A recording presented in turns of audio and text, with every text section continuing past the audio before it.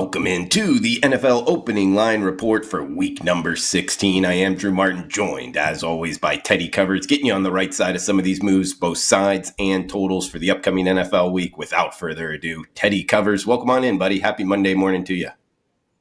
Yeah, it's not that happy a Monday, Drew. I got my ass kicked all weekend, and then I was shaving before I came on the show, and of course I sliced my nose open, so hopefully I won't bleed too bad. I got the tissue here just in case. But unfortunately, yeah, it was not a good weekend. That's putting it mildly. It was a really awful weekend for myself and my clients. You're never in a good mood on Monday when that happens. That being said, bad weekends can and will happen. And unfortunately, yesterday I threw out my winners and kept my losers, and my losers were frustrating and yada, yada. So what do we do on a Monday? We put it in the rearview mirror and focus ahead on this week. Can't do anything about what happened yesterday, but we can do plenty about what's going to happen here in week 16. So ready to break it down with you, Drew. 18 games because we got 2 on Monday night. Absolutely, Teddy. No bye weeks. And guys, only a couple weeks left in the regular season. As you mentioned here, Teddy, we got 2 Monday nighters, and we are doing this, as always, guys, Monday mornings. So before we get into the opening line report, we got the Chicago Bears, Minnesota Vikings, Vikings minus 744 being the total.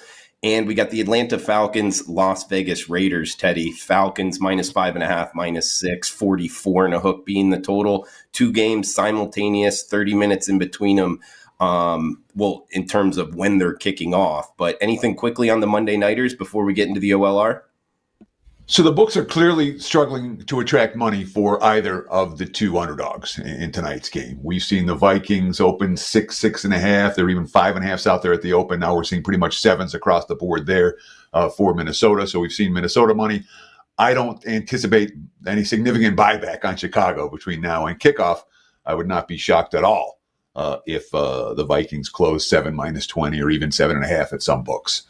As for Atlanta and the Raiders, there really isn't much betting market support for the Raiders right now either. This one opened as low as 3.5. Now I'm seeing 5.5s across the board, 6s popping up in a number of books. So the Raiders, like the Bears, one of the teams that betting markets, the bookmakers are really struggling to attract attention for on a Monday night. Total-wise, we've seen a little bit of under money for Chicago, Minnesota. Nothing doing for Falcons. Raiders just been sitting at 44.5 all week. Great start here, Teddy, as we got the opening line report starting Thursday night, guys, with a good one. AFC West battle here, the Denver Broncos and the LA Chargers. Teddy, we're seeing Chargers minus 3-point home favorites, 42 being the total. Rotation number 1, 2, 3, 1, 2, 4. Broncos catching 3 on the highway. Last weekend looking pretty good. What are we thinking here, Broncos and Chargers, to kick us off? Yeah, we like to do the same thing for every show. I'm going to give you 4 sets of lines for each and every one of these ball games. The first one we call the look-ahead line. That's the betting market number for this game before yesterday's games were played. Look-ahead lines, I use it from the Westgate Superbook here in Las Vegas. I'm also going to give you my powering number for the game. We're going to talk about where it opened last night and where it's sitting this morning. So look-ahead line here for Broncos and the Chargers was Chargers minus 3, minus 120, total of 43.5. My power rating number has the Chargers only 2 in this ball game. The markets opened 3 and 42 last night, and that's basically where we're sitting today, 3 and 42 this morning. Denver was not a pretty game yesterday. They only had 13 first downs, only 193 total yards. They had 17 third downs. They weren't making a whole lot of big plays, only converted on 6 of them. Bo Nix had his first 3-interception game of his career, and they still won going away. Denver is still perfect as a favorite this season. Lots of concerns. The defense forced 4 turnovers. They got very lucky with Jonathan Taylor fumbling at the 1-inch line. That was the 5th turnover that they forced, or they got. And that was the key play of the game, really. Denver would have been down 20-7 in the third quarter. And after that fumble from Taylor, the Broncos outscored them 24-7. 24-0 the rest of the way. Bo Nix is their leading rusher yesterday, 8 carries for 23 yards. That's not good. Not good at all in that regard. Just 3.9 yards per pass attempt in yesterday's ball game. But, and worth noting, star cornerback Patrick Surtain limped over to the sideline with a sprained right ankle. Don't have any notes on him yet for today. But, The quote from Sean Payton after the win and cover for Denver, "It won't be fun looking at the tape." Denver able to survive and advance despite not playing their best game. The Chargers didn't play their best game either, but they weren't surviving and advancing yesterday. Blown out at home by Tampa Bay. Justin Herbert, 5.9 yards per pass attempt. The defense allowed 10.7 yards per pass attempt. Herbert was his first interception since week 2. 357 attempts without a pick. Quote, "It is what it is. I always try to protect the ball, do my best not to put our teams in harm's way. Unfortunately, that one got away from me." That was obviously the 5th longest streak in league history between interceptions, but no running game yesterday. They were outrushed 223-32. They led 17-13 at halftime, got outscored 27-0 after the break. They got outgained by 300 yards. Worst game of the defense worst game of the season for the defense as well. Harbaugh, quote, "It was pretty thorough," talking about the beatdown, very thorough. "And now we're staring at that adversity, and it's about how we respond. All phases just wasn't good enough today." Bounce back spot for the Chargers. Are they good enough to take advantage? That offense really hasn't worked for the better part of the last month. Thursday night getting us started, guys. Teddy, great stat there. Week 2 to week 15, no interceptions. Man, I'm surprised that's not the longest in NFL history. But good start here Thursday night. We'll flip the page to Saturday, December 21st. We got 2 games on Saturday. Interesting, the NFL college football playoffs kind of going head-to-head up against each other. Usually don't see that. But either way, Teddy, it's Houston and Kansas City. We are seeing the Texans coming off of that win against the Dolphins. Minus 3-point road favorites, 40 being the total. Interesting point spread here. Texans as the road favorite. I know you're going to get into that, kicking us off on Saturday, TC. Sure. Look ahead line here. Kansas City -4, total of 44.5. I made a 7-point difference between Patrick Mahomes and his backup, which is, and maybe that's not even enough. Carson Wentz. Didn't know we'd see Carson Wentz ever again in an NFL game, but we did yesterday. Finished 2 for 2 for 20 yards after Mahomes hurt his ankle. Obviously, this is a Patrick Mahomes is not going to play point spread. My number here, again, look ahead 44.5. My number with Mahomes, KC -4.5. Without Mahomes, Houston -2.5. The market's opened, Houston -2.5, 40.5 last night. And we're seeing the threes popping up today, the total getting bet down as well. The betting markets do not respect Carson Wentz, and that's pretty clear with these numbers as Houston now road chalk at Arrowhead. I mean, the Chiefs, they got out to a 21-0 lead yesterday. They were +6 in turnovers and didn't do anything in the second half. 10 wins by 7 points or less. 6 of their wins this season have come on the game's final play. They got Harrison Butker in the back of the lineup, and he missed a short field goal. So the backup kickers have been better. Here's the quote from Patrick Mahomes. Quote, "We'll get into the rehab part, the treatment part, and try to get back on a short week." They play 3 games in 11 days. With all the adrenaline from the game, it's hard to tell now after if he can play. Usually the day after when you get a good sense of it. So the market's not expecting to see Mahomes on Saturday, hence all the Texans money here, at least for the opener. That being said, the Texans won yesterday only because Miami lost. Their offense really didn't work. Joe Mixon couldn't run the football, 12 carries for 23 yards. CJ Stroud, 131 yards on 26 pass attempts. He was sacked 4 times. They only had 12 first downs, only had 3.6 yards per play. Houston did not bring their A game on the offense against the Dolphins. Luckily, their defense was able to create turnovers. Luckily for some people, not for me. D'Amico Ryans. Defensively, our guys stepped up and did a really good job of closing out the game the way we needed to. And we like teams that can win in multiple ways. Houston yesterday, despite nothing doing offensively, the defense was good enough. Kansas City, it feels like they've been living on borrowed time for a long time, and yet the Chiefs actually got a win and cover by margin, something they struggled to do for extended stretches this season. And we got the nightcap up next. It's 3:30 Eastern, no, 4:30 Eastern, I believe. It's the Pittsburgh Steelers and Baltimore Ravens up next. -6, -6.5 here, mostly 6 in the hooks. That's the Ravens as the home favorite. 45 in the hook being the total. Steelers at Ravens for the second game on Saturday, TC. Yeah, look headline here. Baltimore -5, total of 47. My powering number, Baltimore -6. The markets opened 6.5 and 46.5 last night. And that's basically what we're seeing today. We've seen some under money, 46.5 bet down to 45.5, even 45s popping up for Steelers Ravens right now. So the first market move on this game has been towards the under. And I mean, Pittsburgh, pretty dismal offensively yesterday. Russell Wilson, just 128 passing yards. Team just had 56 rushing yards. No George Pickens certainly mattered for that offense. That being said, they were down 20-13. They were driving. It was 1st and 10 from the Philly 26, and they were about to make a game of it. And then Russell Wilson pitched, I think it was Jalen Warren, and Warren didn't catch it. Philly got a touchdown on the next drive, and Pittsburgh never really threatened again. They only had 10 first downs for the game there. Time of possession 40-20 in favor of Philadelphia. 7-2 their last 9 games. They still clinched a playoff spot in defeat because the Dolphins and Colts both lost. TJ Watt injured. That could potentially be an impact injury. He had 2 sacks and a forced fumble before he was hurt in that ball game. Mike Tomlin, we had a game to play today. We wanted to win it. We didn't. Some of the other stuff is less relevant to us, talking about gaining the playoff spot despite the fact that they didn't play well. So we got Pittsburgh off a loss, which has been a bet on scenario. The Ravens looked pretty good yesterday. I mean, Lamar Jackson, 4 incomplete passes versus 5 touchdowns.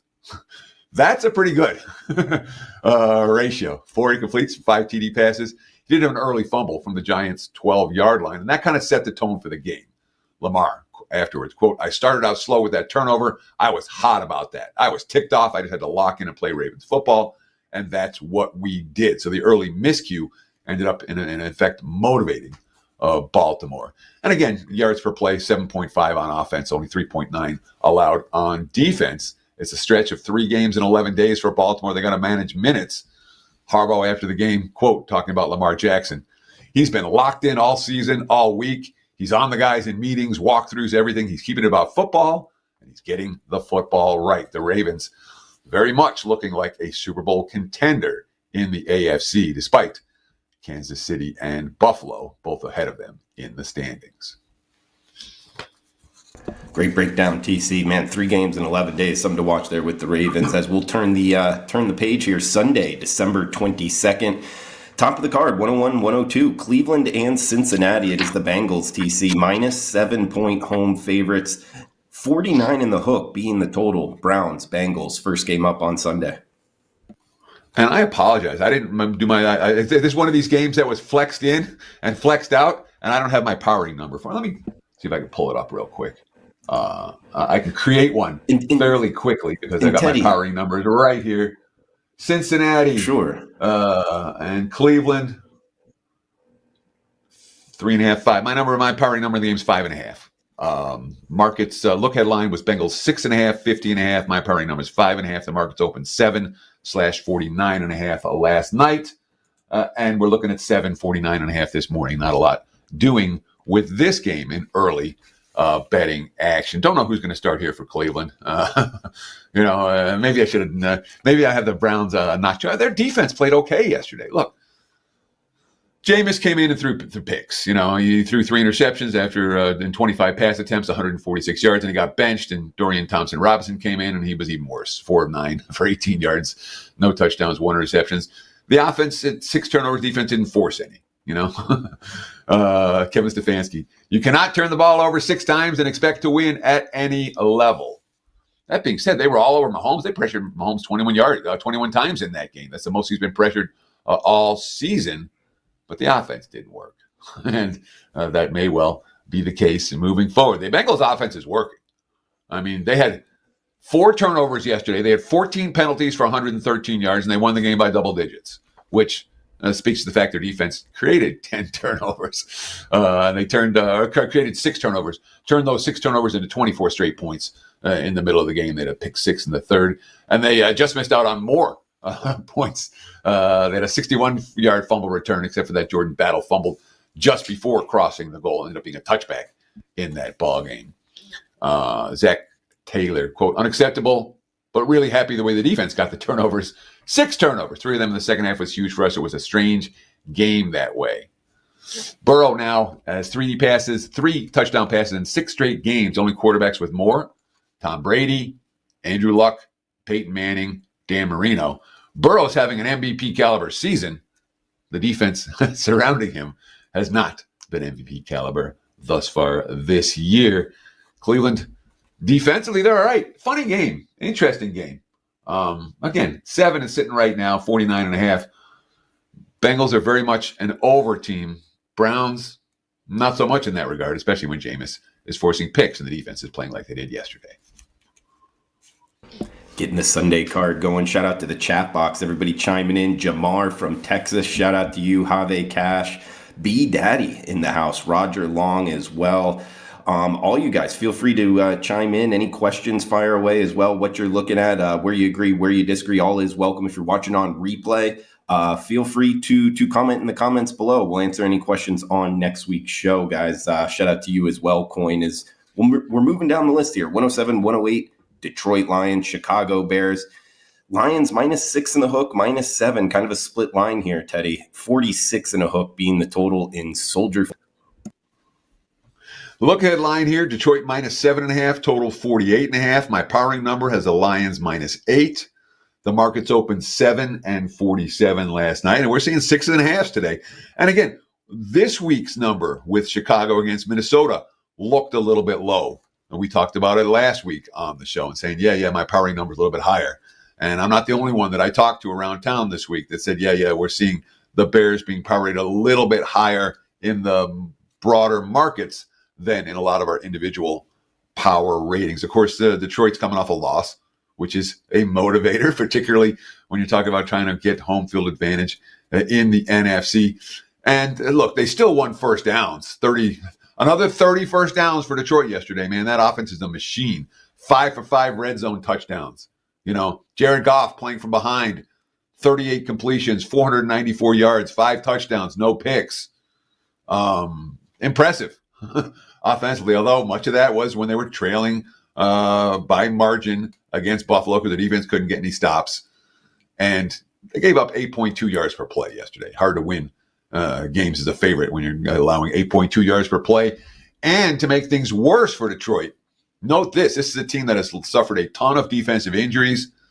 They could have lost 3 players with potential season-ending injury yesterday. The defensive tackle, Aleem McNeil, the cornerback, Carlton Davis, the defensive back, Khalil Dorsey, all potentially season-ending injuries yesterday. That's bad news for a defense that has, we know Detroit can score. We worry about Detroit getting stops, and that hasn't been the case for extended stretches this season. The Vikings, Monday Night Football against, the Bears, Monday Night Football against the Vikings tonight. They're 0-7 since that Hail Mary fail against Washington. They had the 3 tight losses, Green Bay, Minnesota, Detroit, in division, all by a field goal or less. And then last week, blown out by San Francisco. Another divisional game tonight. The Bears look good, if they look good. I still think Detroit closes 7. I do. I know there's 6.5s out there right now for the Lions. If you like the Lions, I wouldn't hesitate to get one of those sooner rather than later. If Chicago looks bad tonight, it'll be 7 everywhere or higher by tomorrow. If the Bears are competitive tonight, it could be a different story. But I don't think it's going to be any lower than 6.5 for Detroit. And again, you can find a couple of those right now. DraftKings has one as we speak. Westgate has one as we speak. MGM has one as we speak. They may not be there for all that much longer. 109, 110 up next. Arizona Cardinals, Carolina Panthers. We are the Cardinals -4 point favorites, 47 being the total. Arizona at Carolina next game up. Yeah, look ahead line here. Arizona -4.5, 46.5. My powering number, Arizona -4. The markets opened 4 and 46.5 last night, and that's exactly where we're sitting this morning. So the look ahead, my power rating, the opener, the current, all in this same basic range of Arizona as 4-point chalk. And, Arizona's, in one sense, they're a simple handicap. When they can run, they win.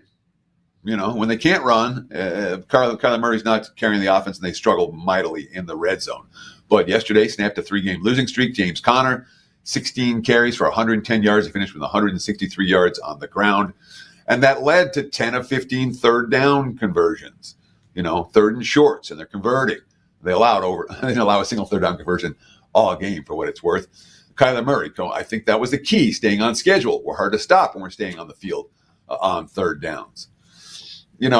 in some ways, this box score lies because the yards per play has the Pats 6.3 and the Cardinals 6.2. But Arizona led this game 23-3 in the fourth quarter, and at least half of New England's yards came in garbage time. Couple of key injuries for Arizona. 5 plays into the game, they lost 2 starting linebackers to injuries. Mac Wilson and Jesse Luketa both got hurt early. Jonathan Gannon after the game, quote, "It's a cool thing for me. Roles change like that in the ball game, but they step up, play good football. We got a lot of versatile guys who can play." So a team that certainly has some positive attitude after snapping that skid yesterday. Then again, now they have to win by margin on the highway back east, which is not always the easiest thing. Bryce Young yesterday finally had, not finally, but there was some regression.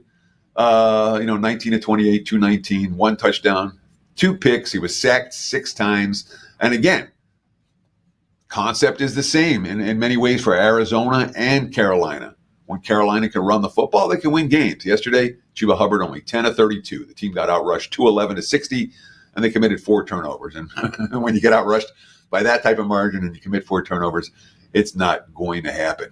6 sacks yesterday, the most allowed by Carolina all season.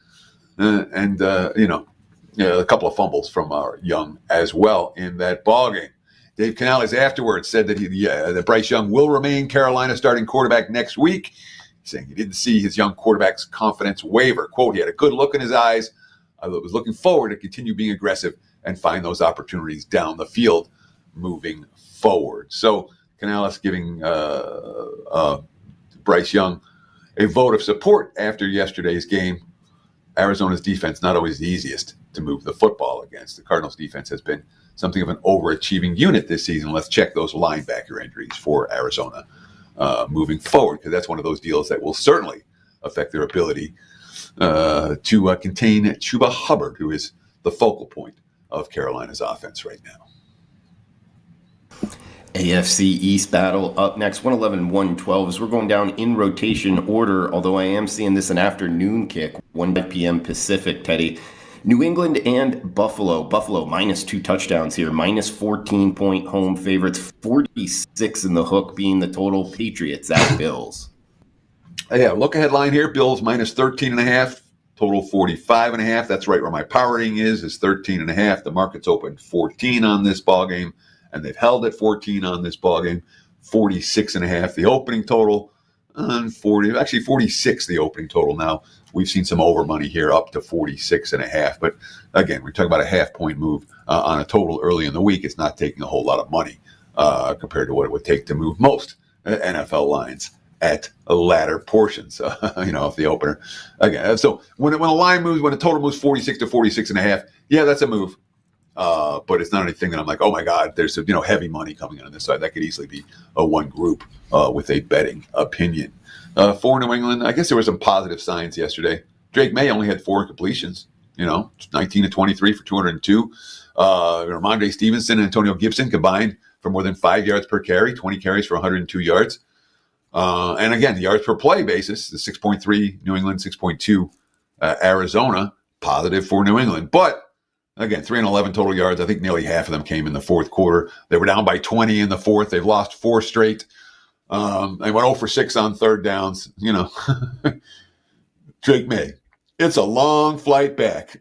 You can't do nothing else except think about the game, watch the game on your iPad, think about ways I could maybe throughout the week talk to a guy that maybe makes a difference in the game. New England a little bit frustrated right now. Yesterday's game, not a good performance, and certainly going to Buffalo.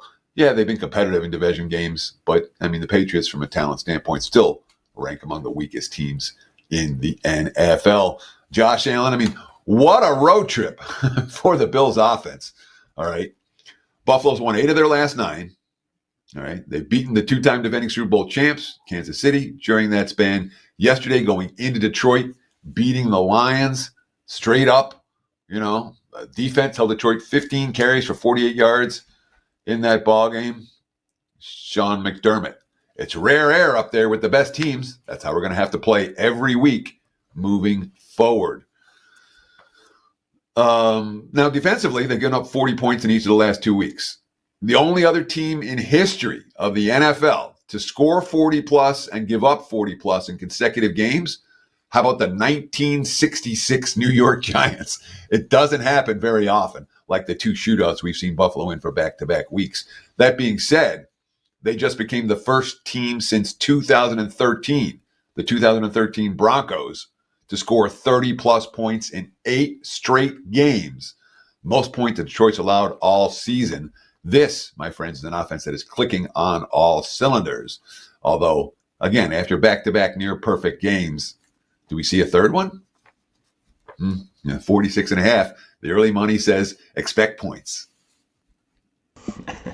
Going way back there, the old 1966 New York Giants. As we'll move down the list here and talk some NFC East, Teddy, Philadelphia and Washington. We are seeing the Eagles -3. There is 3 and a hook out there as the road favorite.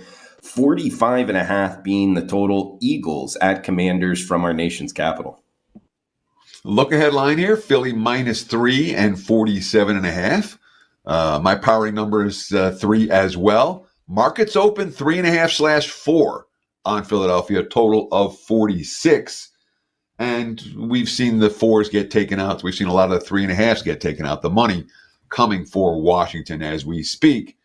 As many 3s with juice as 3.5s out there on the Eagles right now. So certainly the Commanders have taken at least a little bit of early money around this key number from the open. And we've seen a little bit of under money, not a ton, but a little bit of under money here as well. 46 at the open, 47.5 at the look ahead, 45.5 this morning. Now, Philly's passing game worked really well yesterday. The Eagles passing game doesn't work. Well, A.J. Brown, 8 for 110. Devonta Smith, 11 for 109. They both caught a touchdown pass. Saquon Barkley was banged up, and he was contained. Only 19 of 65. The passing game carried the offense, 10 of 17 on third downs, 1 of 1 on fourth downs. All those, and this wasn't like media rumors about Philadelphia's locker room issues. This was the Eagles players actually giving everyone quotes about what the locker room was going on, what was going on in the locker room, and that there were issues, disconnect between Hurts and his receivers. Certainly was not the case yesterday's A.J. Brown, quote, behind closed doors, we talked about it. We called each other out. It was very uncomfortable because we don't want to feel like we're getting attacked. This was our moment to tell everyone to shut up. Yards per play, Philly only 5.2 to 4.0 in a game they dominated. But time of possession, 40 minutes to 20 minutes. You know, Jalen Hurts, worth noting, he does have a broken finger on his non-throwing hand, but it's not a big factor. Jalen Hurts, quote, scrutiny is never ending. It's nothing new. That's something that I can find a thrill in. I appreciate being told I can't and that we can't. I know that I lead this team and it takes a lot out of it. It demands a lot out of you. So Philly, you know, for all the criticism that they faced yesterday, certainly an impressive win against a Pittsburgh team that doesn't get smacked around very often. And the Eagles, as hot as anyone in the NFL right now. Whereas Washington, I mean, Jaden Daniels got sacked 8 times yesterday. They only had 4.4 yards per play. Brian Robinson was shut down on the ground. 2 key injuries offensively. The center, Tyler, this guy's been in the league since years, and I still mess up his name. Biadasz is the center. He was sick and ruled out before kickoff, and then Zach Ertz left with concussion syndromes, and the offense really struggled for extended stretches. It was, Dan Quillen called it a frustrating combination of penalties and missed opportunities. Quote, when you got those, you really put yourself in a bad spot. We have lots to clean up, but we've been in lots of close games. We've been battle hardened, and certainly. Washington was lucky to win the game. It was a bad execution on the 2-point conversion attempt for New Orleans, but Washington kind of went into the bye week and kind of came out a little bit.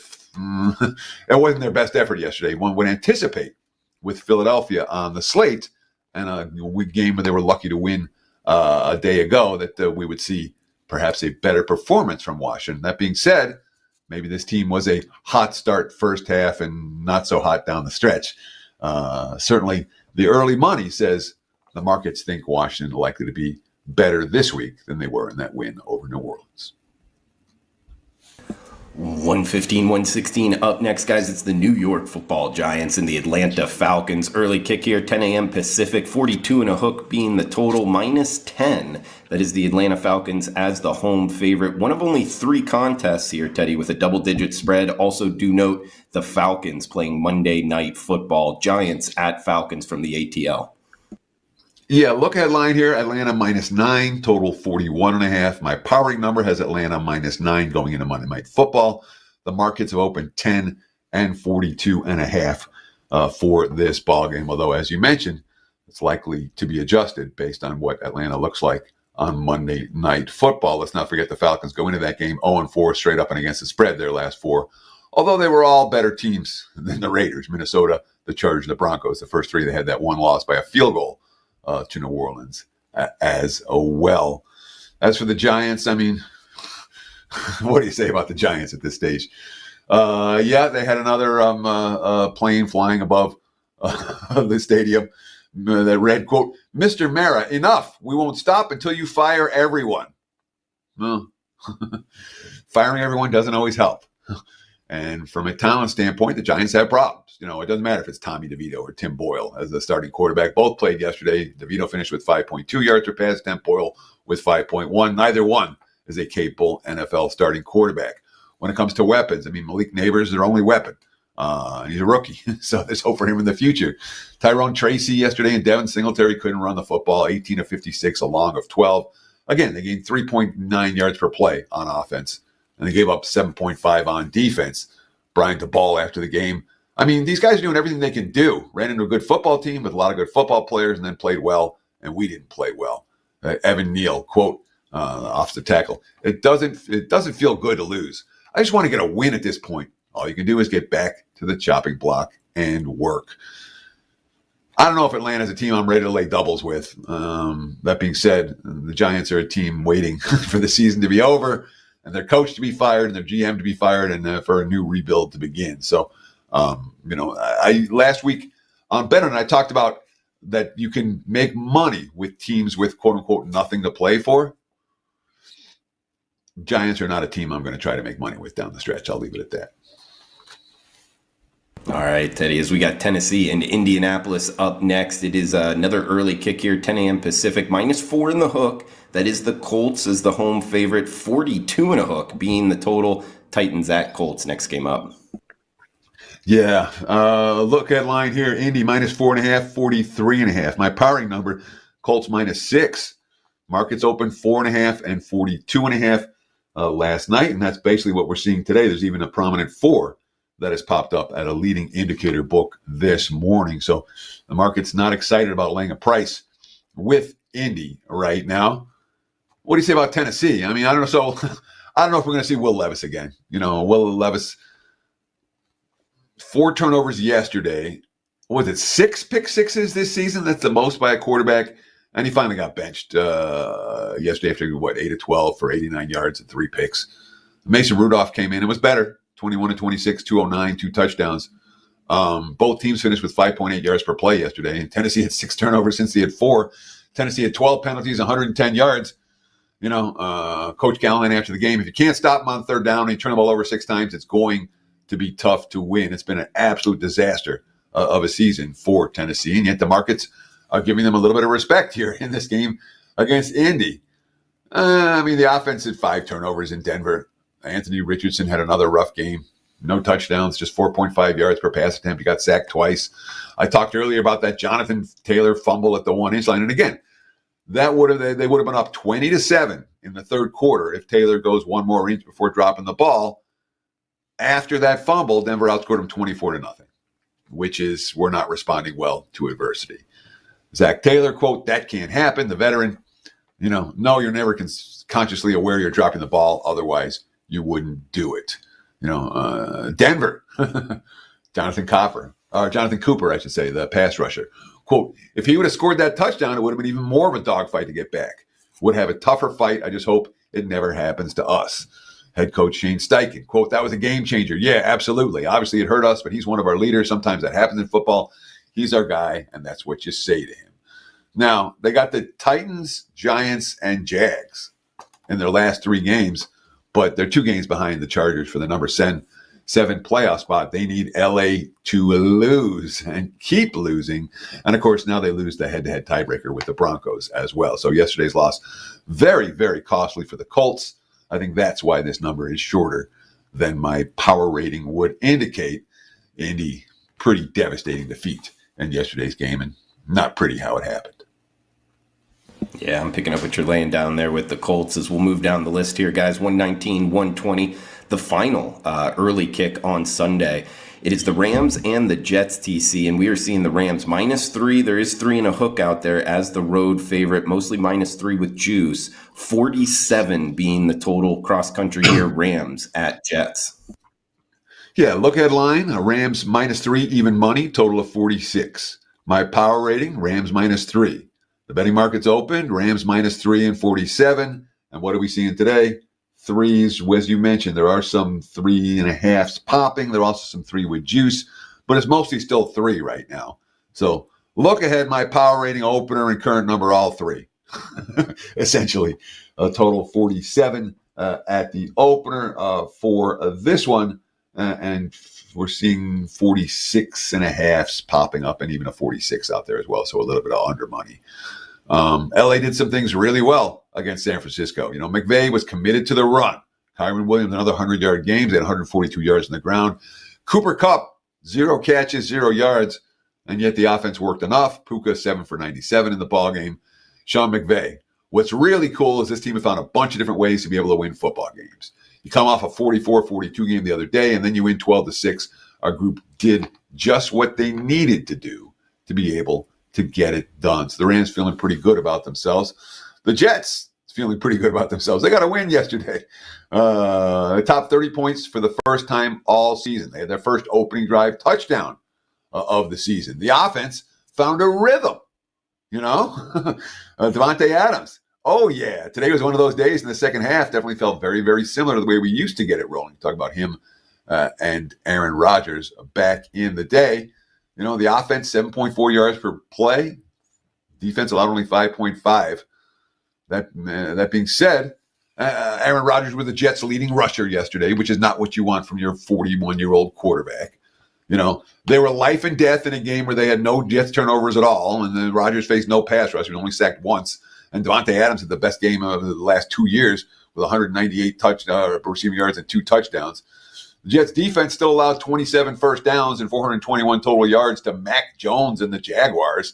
Essentially torched for the second straight game. They couldn't hold the lead in that contest. And head coach Jeff Ulbrich showed us very clearly he doesn't understand the NFL. He doesn't understand clock management by putting his defense back out on the field after punching in the late touchdown instead of running the clock down before doing that. So none of those are positive signs necessarily for the Jets.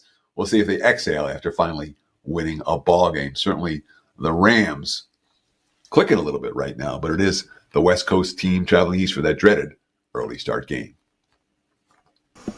Afternoon kicks up next, guys. 121, 122, Minnesota Vikings, Seattle Seahawks, as we are seeing the Vikings here, Teddy. -4, -4.5 is out there. 42.5 being the total. We've seen some under money as the Vikings going on the road to the Pacific Northwest to take on the Seahawks. Yeah, look ahead line here. Minnesota -1.5, total 45.5.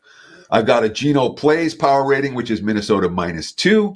Sam Howell, the backup, the former Commanders head coach. He was not good in relief of Geno yesterday. So 2 if Geno plays, 6.5 if he doesn't.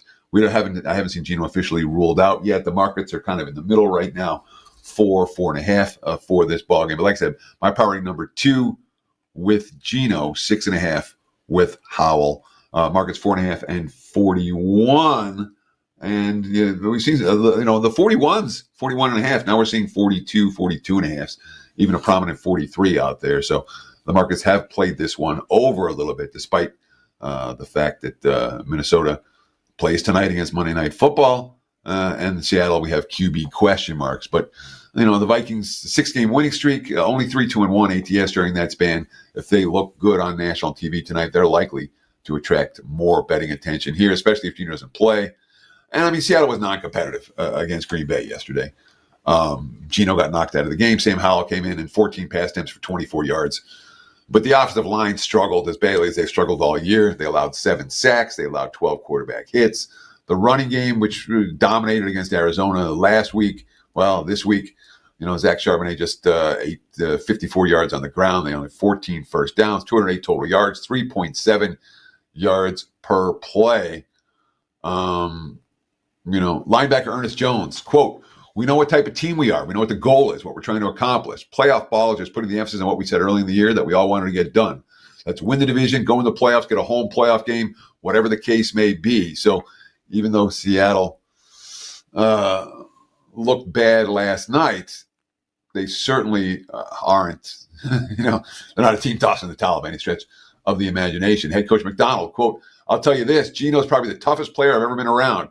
It's severe enough for him not to come back in the game. We'll do all the tests tomorrow and kind of figure it out as we go. But right now, structurally, it looks okay. We've got to get it imaged and all of that stuff." So Seattle's still in first place in the NFC West. Geno may be able to play this week. His status likely to affect this point spread fairly significantly. Geno plays, it's going to come down. Geno sits, it's going to go up. Interesting handicap. Up next is the San Francisco 49ers on the road against the Miami Dolphins. 125, 126, 425 Eastern kick here. It's 46 being the total.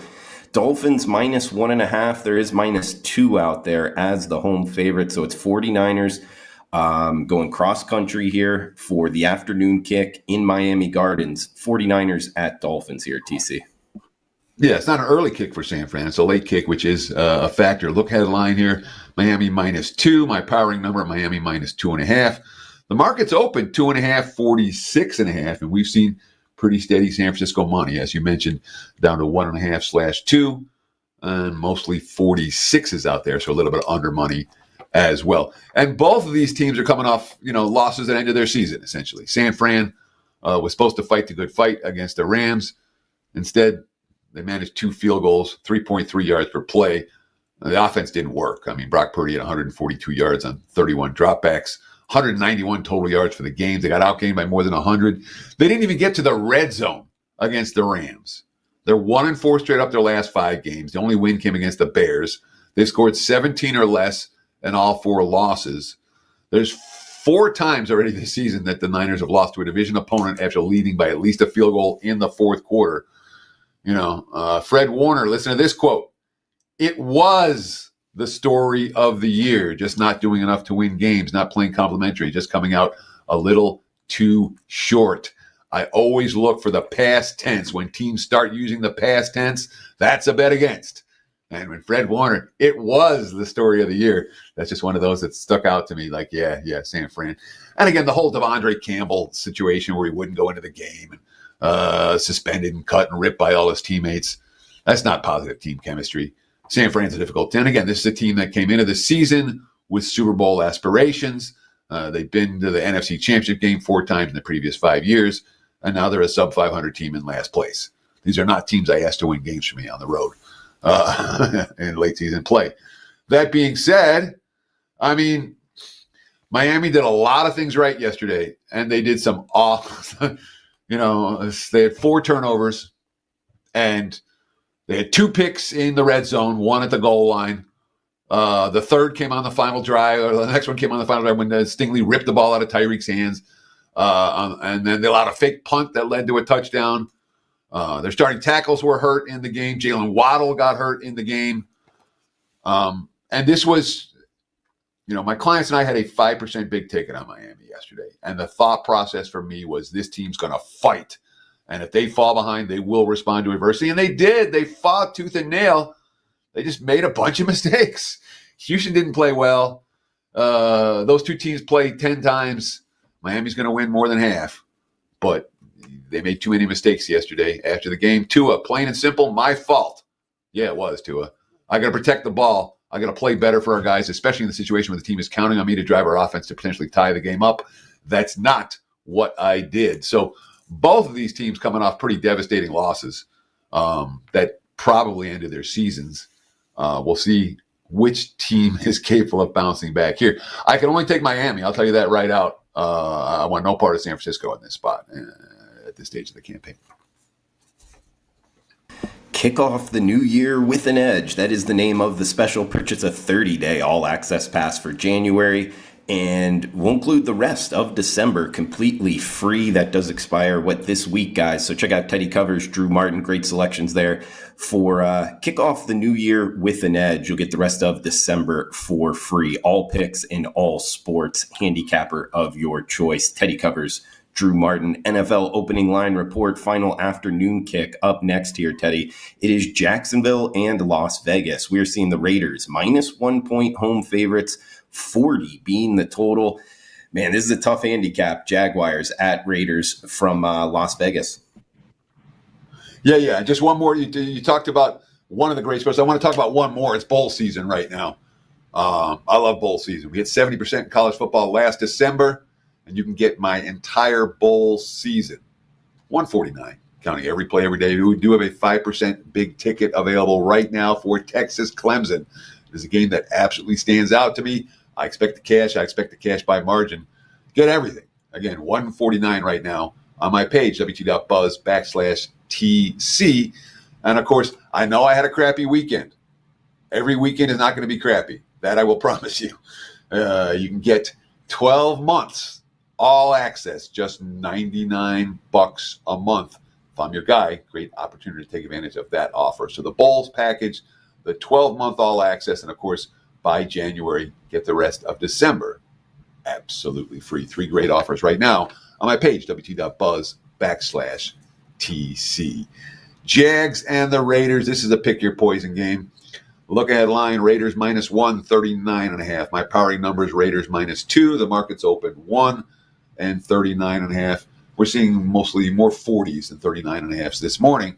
Of course, the Raiders play on Monday Night Football tonight. They're 0-9 straight up their last 9, 3-6 against the spread in those 9 consecutive defeats. Let's give the Jags some credit. Mac Jones was a little bit better yesterday, 31 of 46, 294, 2 touchdowns. He did throw 2 picks, and the Jags scored 25 points, which is more than they put up in Mac Jones's first 3 starts combined when they scored 23. Jags got 400 yards of offense yesterday, only the second time all season they've gotten. That being said, the defense allowed 7 yards per pass, made Aaron Rodgers look like he was 23 years old, and didn't force a turnover. They scored a touchdown on their opening drive for the first time in 19 games. Doug Peterson hanging on to his job for now. Quote, Aaron's a great quarterback. He's a Hall of Fame quarterback. They made plays that we didn't make, and that part's unfortunate. Come down to just a couple of plays in your season or your game or whatever could be a little bit different. I mean, I'll give the Jags credit for showing fight. How much fight are they going to show on a trip to Vegas? Yeah. Do you want to lay with the Raiders? Yeah. This is not a game that I expect to be involved with, certainly not from a side standpoint. We got Sunday Night Football up next, then the Monday Nighter. Fire away any questions in the live chat, also in the comments below. We'll answer them on next week's show. We get Tampa Bay and Dallas up next here, Teddy. It is the Buccaneers, minus 4 point road favorites, 49, 48 and a hook, 49.5 all out there as the total, as it's Buccaneers at Cowboys from AT&T Stadium, Arlington, Texas. Look ahead line, Tampa minus 3.5, total 47.5. My powering number, Tampa minus 4.5. The market's open 4/4.5 last night. The markets have taken out all the 4, most of the 4.5. I think MGM still has one now. I don't know they will. 4 long. So we're seeing mostly 4, 48.5 at the opener. We've seen over money come in, 49s, 49.5s popping up right now. Tampa's dangerous. Tampa's real. I'm mad at myself for not making money with Tampa. Really am. Baker yesterday, 22 of 27, 288 yards, 4 touchdowns, 10.7 yards per pass attempt. That's not some crappy defense he was going up against. That's the Chargers. Defense allowed only 5.9 yards per pass attempt. So 0 for 6 third down conversions. And the key has been the running game. Bucky Irving, Rachaad White combined 30 for 181. That equals 9 of 15 on third downs. Third and short versus third and long makes all the difference. They outrushed L.A. 223-32 yesterday. They trailed 17-13 at halftime, had a 27-0 second half run out, 6 straight scoring drives, 5 in the second half. And they did that despite playing without their top 3 safeties. Antoine Winfield hurt, Jordan Whitehead hurt, Mike Edwards hurt. Mayfield, quote, we came into halftime and said if the offense didn't hurt ourselves, we'll be all right. The defense came out and stopped them. The offensive line took over. It was a complimentary football game. 400 yards of total offense and 150 rushing yards in 4 straight games for Tampa. They didn't punt in 10 possessions against the Chargers defense that had been giving up lowest in the NFL It's less than 16 points a game. They won the yardage battle by 300 yards in that contest. Todd Bowles, that's huge. It's December football. We're trying to stop the run. We're trying to run the football. Today, we did a good job. Tampa is showing bet-on signs and showing signs that they could be a contender into January, not just in December. As for Dallas, well, things went right for them yesterday. Cooper Rush, 18 to 29, 214 yards, 3 touchdowns, no picks, only sacked once. They ran the football. Rico Dowdle, 25 for 149. CeeDee Lamb at 9 catches for 116 yards. The defense forced 4 turnovers. They had 211 to 60-yard rushing hits. They look like a real football team. They punted their first 2 possessions and then scored 6 of their next 8 possessions. And the only exceptions, they had a turnover deep in Carolina territory, and then they tried a 70-yard field goal attempt before the end of the half that Brandon Aubrey missed. So you want to talk about the impact that Las Vegas has in the NFL? CeeDee Lamb talking about the odds makers listing Carolina as a favorite for the first time in nearly 2 years. Quote, "It was brought up," Lamb said with a wide smile. "You're not oblivious to what's being said about your team. Shout out to whoever thought the Panthers were going to win, but they got this one wrong." Micah Parsons after the game, quote, "It says we're not about to give up. As long as I'm part of this unit, we believe in each other. We're fighting for each other at this point. The record is a record, but it's a special feeling when you can fight for each other." So positive chemistry in Dallas for the first time in quite some time. Like it, Teddy, as we'll flip the script here. Monday, December 23rd, the eve of Christmas Eve. Fun party night, usually. We'll see if the Packers fans are partying in Lambeau here, Teddy, as it's Green Bay hosting New Orleans. It is the Packers minus 13 and a hook here. Home favorites, almost 2 touchdowns, Teddy. 42 and a half being the total. Saints at Packers to end Week 16 opening line report. We'll see if the Packers fans are partying on 2 days before Christmas. They're going to be partying 2 days before Christmas at Lambeau. It'll be cold. It's not Saints weather. One would anticipate, haven't seen a forecast, obviously. We're still talking about something that's a week away. But one would anticipate the late December football at night in Green Bay is not New Orleans weather. And so here's the situation. Okay, look headline, 13.5, 42.5. My powering number is only 12, and I'm not all that high on New Orleans. Markets open 13 and 42, and we're seeing 13.5, 42.5 in this ballgame. Now remember, my powering numbers are only Team A versus Team B, home field advantage. So it's never a scenario where my powering number is going to affect the situation. But obviously, in this situation, New Orleans at night in the cold, it merits some concern. It merits at least a point. So I'm not shocked that my powering number is short for this ball game. The betting markets know that the cold is worth something, and my powering number doesn't reflect that.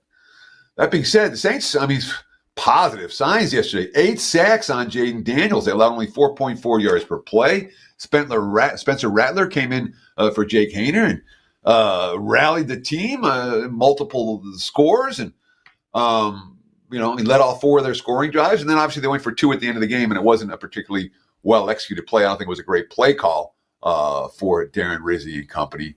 But they certainly battled, and the defense played well, and the offense moved the football.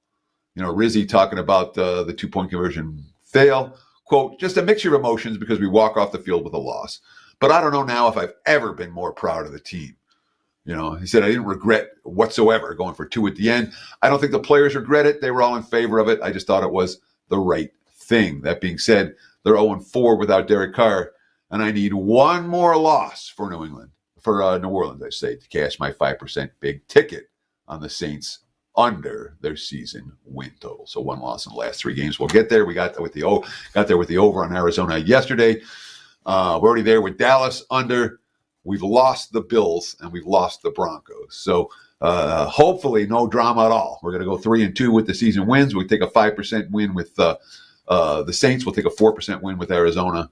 But I do need one more Saints loss. I'm counting on it Monday night. I don't want the straight up win here, I'll tell you that. The Packers, really impressive yesterday in Seattle. They allowed only 14 first downs, 208 total yards. Their only 2 losses in the last 10 games have come to the Lions. They haven't clinched a playoff spot yet. Jordan Love, quote, "I like where we're at. We just got to keep figuring out ways to get better, keep pushing each other and find ways to get these wins to end the season off. But I like where we're at." Certainly Monday night at Lambeau, not necessarily going to be easy, especially if Josh Jacobs is running the football the way he did yesterday. Jacobs absolutely bullied Seattle at the line of scrimmage, and that could be a problem against a Saints team that's at times this year has been pushed around on the ground, although that certainly wasn't the case in yesterday's game. Great stuff, Teddy. We got time for a couple questions here, guys. No bye week, so a lot of information given out. Shout out to James Mitchell asking, any chance you have Kyler Murray splits for grass versus turf? Feels like every time he steps outside, he stinks. I'll tell you this, Teddy, off the top of my head, I think this is one of the more underrated angles in sports betting, the turf and the grass outside and inside. I know it's factored in, like you were just talking about with the Saints. Sometimes I don't think it's factored in enough, though, Teddy. Any thoughts on that angle? So it's certainly something a quick Google search will be able to track you down into. I don't have it in front of me. I apologize. I don't apologize. I'm not going to have those stats in front of me for this show necessarily. That being said, it's just, when you're talking about factors that are going to really affect a football team, I'm not with you, Drew, that surface is a huge deal, especially because there's all the different types of grass field. I'm not saying I'm not with you at all. I'm saying from my handicapping perspective, I haven't put a lot of time into it, a lot of thought into it. Again, we can handicap minutia all day. I try to focus on the bigger picture things, and if the turf is a factor, and maybe it is, then I'm clearly missing it. Okay, Teddy. In yards per play, I think you brought it up twice in the show. This is one thing that I have a question for you, and you kind of hinted towards this. We'll read newsletters out there, guys, and some of them will just go over yards per play, this team, that team, and this team has the better one. But you also brought up the fact that some of that is like garbage time, and obviously that factors into yards per play. I think that stat is getting overrated in the betting market. And any thoughts there? I agree 100%. That being said, when you're talking about how good teams are, we're talking about stats that wise guys use. Your most basic stat is yards per play and yards per play differential. And that has been a stat that every wise guy that I know that bets the NFL has used since I've been in Vegas, and it continues to be the stat they use. So when you find misleading numbers, you can take advantage because the wise guy support's going to be there. That's why, when you look at a situation like, who was it yesterday that outgained him 6.3 to 6.2? Was that the Giants or was it New England? I think it was New England against Arizona. And all their yards were garbage time yards. So you can take advantage of that. As a bettor, that's one of the little edges that can help you, hey, this stat's a little misleading. That stat's a little misleading. This team's a little bit better than we think they are. This team's a little bit worse than we think they are. That's why you make money in this league. Absolutely. Okay, last one here. Star Child asking, would this line change on the Raiders depending on the Monday night game tonight? And of course, they're -1 against the Jaguars next week. Would this be a sit hosting the Falcons where you'd want to make two bets, Raiders, or look to fade them, Teddy? Yeah, if the Raiders win this game, if you like the Raiders tonight, if the Raiders, then I would anticipate the point spread being higher than 1. I don't know that it's the same way the other. If the Raiders look awful, I still don't know the Jags are going to be a team that's going to, the market's going to be like, oh yeah, let's bet on Jacksonville. But I will say this: if you do like the Raiders, it does make some sense. Take them tonight, and then take them -1. If you like them on the money line, but that's only for a straight up win. If Atlanta beats them by a field goal, I don't think that's going to have the betting markets real excited about the Raiders enough to push this line up. So, in my mind, Raiders money line correlates with Raiders -1 for next week. All right, Teddy, and guys, remember the most exciting bowl season ever. Teddy read it out. Get every bowl game released. 37 days of college football action. Huge discount there, and that is available this week. We also got the kick off the new year with an edge. Purchase a 30-day all-access pass for January. You get the rest of December free. Teddy, both available there. We're going each and every Monday morning NFL opening line report. Teddy, I'll throw it over to you. Anything else you want to throw out there before we shut this down? Yeah, so I want to talk about coming off a shitty weekend. I had an awful weekend. I burned myself. I burned my clients. Nobody's happy today. And the week before Christmas, you hate that. That being said, look, bad weekends can and will happen. That's why we practice bankroll management. And that's why I come on here every Monday, win or lose, and talk about what we're looking forward to the coming week. You have to be able to put the bad weekends, get them in the rearview mirror pretty quick, because the action starts up again the very next day. So I apologize, and I don't. Bad week is going to happen. I'm like, it sucks. I really feel bad for clients that relied on me this weekend that I didn't get the job done for them. But I can't apologize too much. I'm trying, and we'll try again this week. Hopefully we'll do a little bit better. Thanks for hosting again, Drew. Always enjoy. There's always something cathartic about being here. Win or lose, like this Monday show allows me to, boom, you flip the switch on the previous week, and here we are focused on week 16. So I appreciate you, Drew. Thanks. And I appreciate you guys out there in viewer land. All the comments are, man, almost universally positive. I appreciate that very, very much. Merry Christmas. We'll do it again next week. What is the next Monday is Christmas Eve, so we're fine. Yeah, we don't have to worry about any rescheduling or anything like that. We'll be back again next Monday. We'll do it again New Year's. It'll be New Year's Eve, so it'll be perfect. The schedule actually works right for us to be able to do shows throughout the holiday season. So thanks for watching. We appreciate the likes. We appreciate the follows. We appreciate the comments very, very much. Good luck this weekend. Cheers. Back at you, Teddy. I appreciate you. Got the notepad here with all the notes. I know a lot of people out there do as well. Guys, comment below. Smash that like button for Teddy Covers. I'm Drew Martin. We're checking out. We'll be back next Monday. Until then, cash those tickets. Thanks for tuning in.